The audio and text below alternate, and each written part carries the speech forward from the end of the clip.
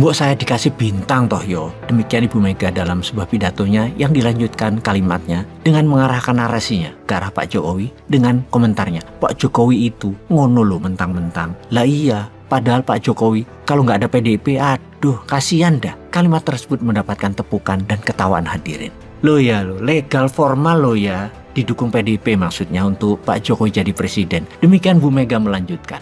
Dalam rekaman video yang tersebar kemana-mana tersebut, kita semua memperhatikan bahwa Pak Jokowi terlihat senyum. Namun bagi orang awam, gerak tubuh Pak Jokowi, kita semua dapat merasakan ada getaran ketidaksukaan. Gerak mimik wajah menyertai gerak tubuh Pak Jokowi adalah wajah ketidaknyamanan atas kalimat yang Ibu Mega lontarkan. Pak Jokowi tidak suka, Pak Jokowi tidak nyaman. Secara pengamatan pribadi, sebenarnya cukup aneh melihat fenomena yang dilakukan Ibu Mega. Mengapa Ibu mengatakan hal yang membuat Pak Jokowi tidak nyaman? Arah bicaranya kemana? Atau sebaliknya, Ibu yang memang kesal, makanya dia mengekspresikan kekesalannya dan ketidaksukaannya dengan kalimat tersebut. Siapa yang bisa tahu? Yang tahu sebenarnya hanyalah masing-masing hati, yaitu hatinya Pak Jokowi dan hatinya Ibu Mega. Apakah Ibu minta sesuatu yang tidak dituruti Pak Jokowi? Atau jangan-jangan ada friksi antara istana dengan moncong putih yang beda pandang di tahun 2024? Kita orang awam sangat bisa menilai. Ini semua masalah tahun 2024 pastinya. Mengapa? Karena akan berakhirnya sebuah masa panen dan masa berkelimpahan tersebut. Yang mana banyak pihak yang menjabat dan yang berkuasa ingin selamanya dapat kenikmatan menjabat, dapat mengendalikan dan berlimpah harta. Ingin lebih panjang dari tahun 2024. Jalan itu lagi dibuat dan ternyata masing-masing beda jalan. Kalau di awalnya Ibu Mega minta dianugerahi bintang oleh Pak Jokowi karena Ibu memang memerlukannya, ya mbok dikasih toh Pak. Beliau berkata bahwa dapat 9 honoris causa. Kenapa ya? Ini pertanyaan sesungguhnya tidak perlu dijawab karena yang memberikan ada maunya sama Ibu. Wes sesederhana itu. Kalau Bosman dikasih gelar honoris causa sama UI sekarang, nah itu mungkin sebuah pemberian gelar yang netral. Karena misalnya si Bosman terbukti memang MMT-nya bisa meningkatkan ekonomi Indonesia ditopang dengan printing money. Misalnya itu loh ya.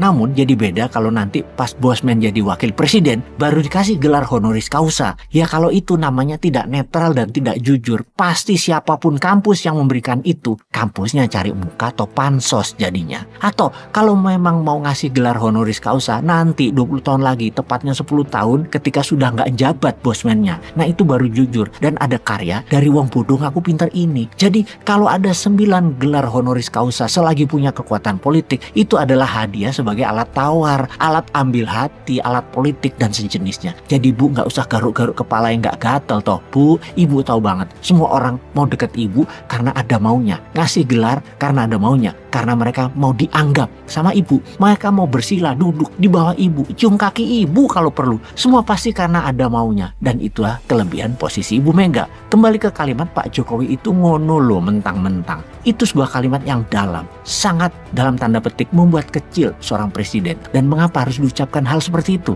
Apakah 2024 masing-masing punya agenda yang berbeda? Yang istana punya KIB dan punya calon kuat Mas Ganjar, sementara PDIP partainya Mas Ganjar maunya Mbak Puan yang dengan teganya pasti nanti akan membuat Mas Ganjar yang kalau nakal nih ya dicalonkan bukan oleh PDIP, yang punya catatan sejarah negatif akan bisa dikriminalkan, dicari-cari masalah korupsinya. Pasti Mas Ganjar akan dikriminalisasi yang membuat dirinya tidak berani declare, tidak berani terang-terangan maju menjadi calon presiden. Walaupun begitu, Mas Ganjar terus membangun popularitas yang di sisi moncong putih itu menandakan ketidaksetiaan pada PDIP. Moncong putih menganggap Mas Ganjar jadi berani karena didukung istana. Dan kalimat ngono lo mentang-mentang adalah wujud sang ibu yang geram dengan istana. Tak lama setelah itu kemarin ada isu bahwa BIN, Badan Intelijen Nasional, di bawah koordinasi Kemenhan, sebuah lembaga tinggi negara, kaki organik presiden yang dikatakan dekat sama PDIP, dikoordinasikan ke Kemhan, Kementerian Pertahanan,